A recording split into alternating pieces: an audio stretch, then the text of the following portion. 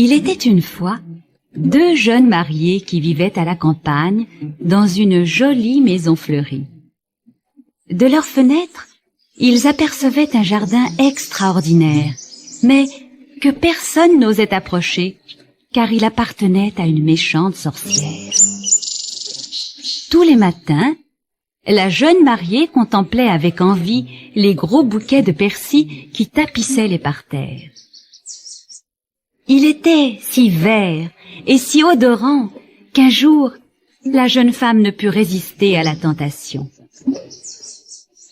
Elle mit son tablier blanc et franchit sans bruit la barrière du jardin interdit.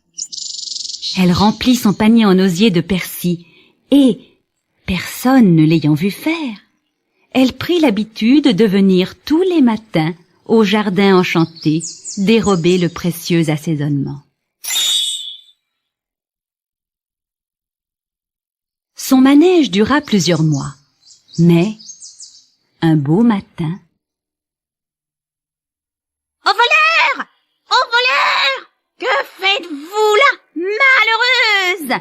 hurla la sorcière en surgissant derrière la haie. « Mais, ma parole, vous volez mon beau persil frisé !»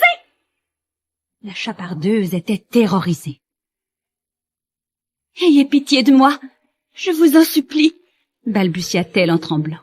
« Voyez-vous, madame, j'attends un bébé, et chaque matin, je prends un peu de persil comme fortifiant. »« Si vous dites la vérité, rétorqua la sorcière, vous aurez la vie sauve. Vous pouvez continuer à manger mon persil, mais à une condition. Dès que votre enfant sera né, vous me le donnerez. Promettez-le-moi sur l'honneur. » Oui, madame la sorcière, je vous le promets, répondit la jeune femme en pleurs, priant silencieusement pour que le ciel la délivre de cette horrible sorcière avant la naissance de son enfant. Elle rentra chez elle en courant et ne souffla mot à son époux de sa terrible mésaventure. Quelques mois plus tard, elle mit au monde une ravissante petite fille. « Comment allons-nous l'appeler ?» demanda la jeune maman en regardant tendrement son époux. « Et pourquoi pas la petite fille au persil ?» lança gaiement le papa. « Tu en as tellement mangé ces derniers temps qu'elle mérite bien ce joli surnom. » Bien qu'elle craignît que cela lui porte malheur, la jeune maman n'osa pas avouer à son mari la promesse qu'elle avait faite à la sorcière, et elle accepta le surnom.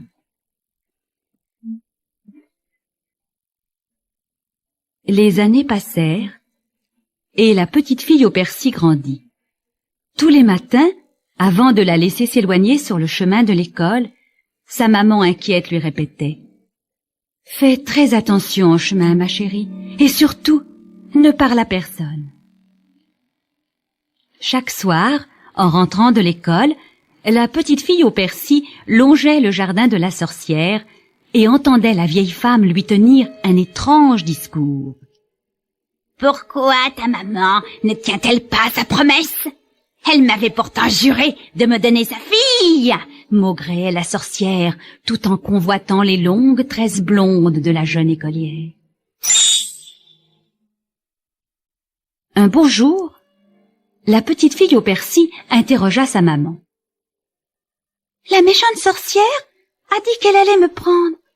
Elle dit que tu lui as fait une promesse. Dis, maman, ce n'est pas vrai, n'est-ce pas?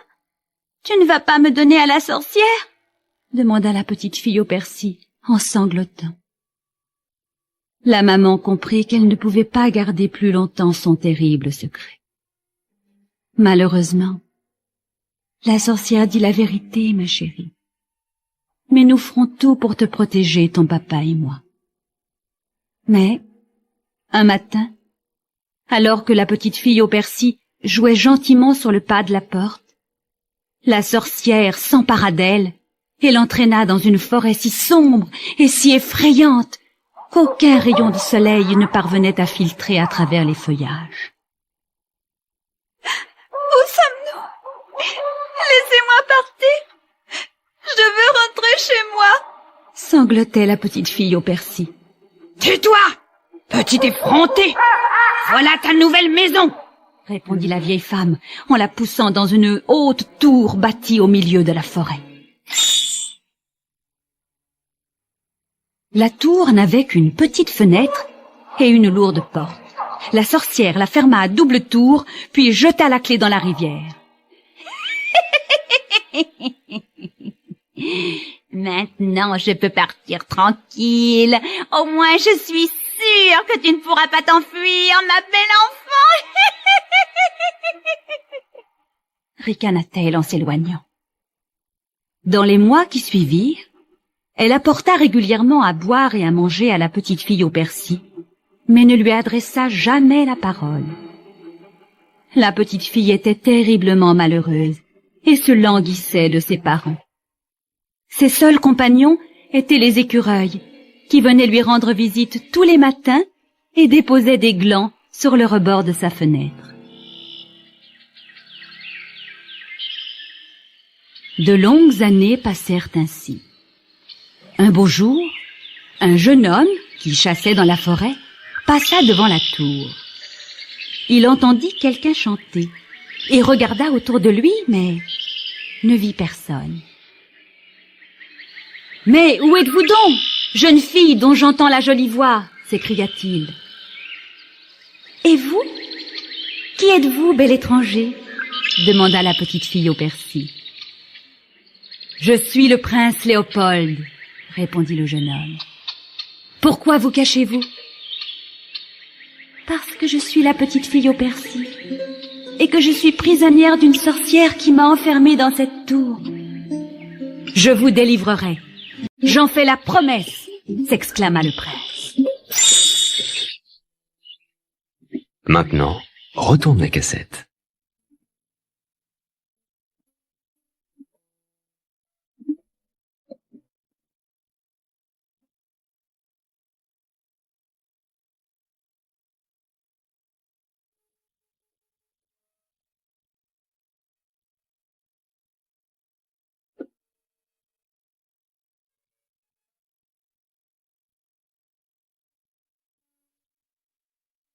Au même moment, il entendit des pas et se glissa furtivement derrière un arbre pour se cacher.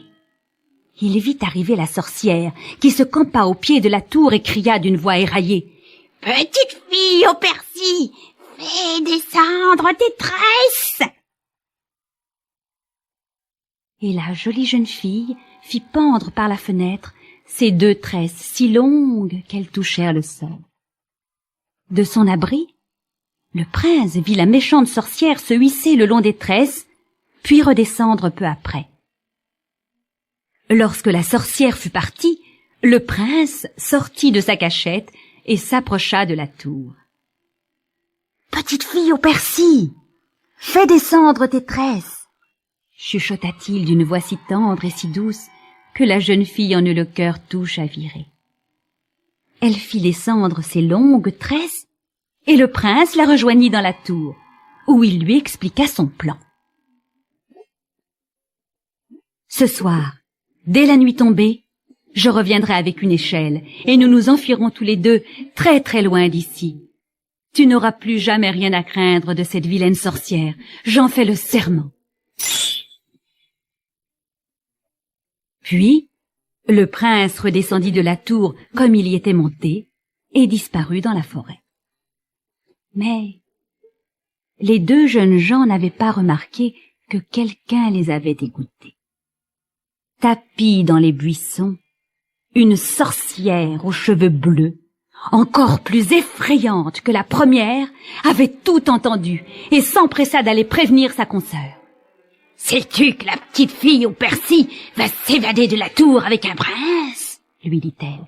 « Merci de m'avoir prévenue. » grogna la vieille sorcière. « Ce soir, je monterai la garde au pied de la tour. »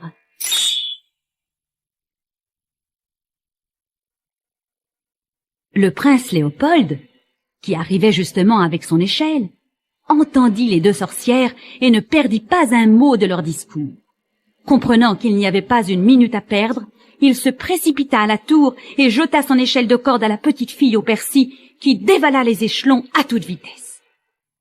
De loin, la sorcière la vit s'enfuir avec le prince et hurla: « Reviens immédiatement! Tu n'iras pas loin, petite misérable! Tu m'appartiens! Tu ne peux pas m'échapper !» Les jeunes gens s'enfuirent à toutes jambes, mais la petite fille au persil n'arrivait pas à courir assez vite, comme si une force mystérieuse la retenait. À chaque pas, la vieille sorcière gagnait du terrain. « Plus vite! Plus vite! Elle nous rattrape !» criait le prince. Or, au moment où la vieille sorcière allait tendre la main pour rattraper sa prisonnière, un gland tomba de la poche de la petite fille au persil. On entendit soudain un terrible grognement. En tombant par terre, le gland s'était transformé en un énorme chien aux crocs acérés. Il allait se jeter sur la sorcière pour la dévorer lorsqu'elle eut la présence d'esprit de sortir de sa poche un quignon de pain. Le chien affamé se précipita sur le pain et la sorcière en profita pour se relancer à la poursuite des deux fuyards. Un second gland glissa alors de la poche de la petite fille au persil. En tombant par terre, il se transforma en lion rugissant. La sorcière crut que sa dernière heure était arrivée, mais elle se souvint soudain que bien des années plus tôt, elle avait caché dans un tronc d'arbre une peau de baudet. Elle courut vers le tronc et se couvrit de la peau. Le fauve, qui n'avait jamais vu d'âne auparavant, s'arrêta pile, paralysé par la peur.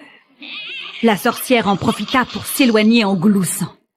Toujours couverte de sa peau de bête, elle se relança à la poursuite de sa prisonnière et du prince. C'est à ce moment qu'un troisième gland tomba de la poche de la petite fille au persil.